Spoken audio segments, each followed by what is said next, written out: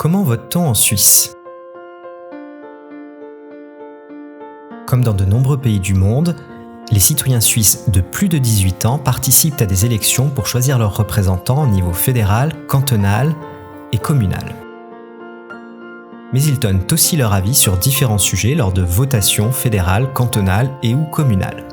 Ils peuvent décider de changer ou pas une loi, d'accepter ou de refuser un projet urbain ou encore de baisser ou pas les impôts par exemple. Ces élections et votations ont lieu 4 fois par an, soit tous les 3 mois, à des dates fixées longtemps à l'avance. Les sujets sont regroupés et certaines votations peuvent donc proposer plus de questions que d'autres. Dans certains cantons, les étrangers peuvent aussi voter, mais cela requiert un certain temps de résidence en Suisse et n'est effectif qu'au niveau communal voire cantonal. Pour modifier la Constitution, on peut lancer une initiative populaire. Cela permet aussi de faire adopter, modifier ou abroger une loi. Pour s'opposer à une décision prise par un parlement, une nouvelle loi par exemple, on peut lancer un référendum. Mais il faut pour cela recueillir un certain nombre de signatures de citoyens suisses qui varient en fonction du niveau fédéral, cantonal ou communal, nombre ensuite validé par la chancellerie.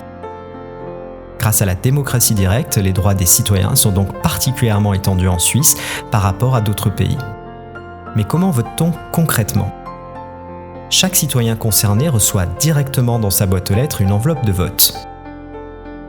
Celle-ci contient les listes électorales ou un bulletin de vote, feuille sur laquelle figure un certain nombre de questions classées par niveau fédéral, cantonal et communal. Pour chaque question, on doit indiquer son choix, oui ou non. Pour informer les votants, des brochures explicatives contenant les positions des différents partis et du gouvernement se trouvent aussi dans l'enveloppe. Des affiches sont placardées dans les rues et des débats et reportages sont diffusés dans les médias et sur les réseaux sociaux, tout comme les positions des partis sur leur site internet.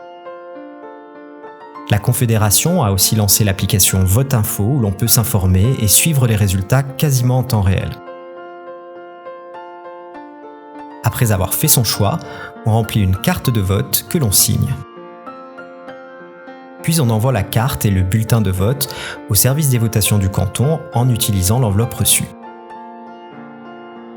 On peut aussi voter dans des bureaux de vote, mais les Suisses préfèrent à plus de 90% la voie postale, bien plus pratique. Dans les cantons de Glaris et Appenzell-Rhodes intérieur, on vote encore en assemblée à main levée. Voter est un droit et une chance, alors votons.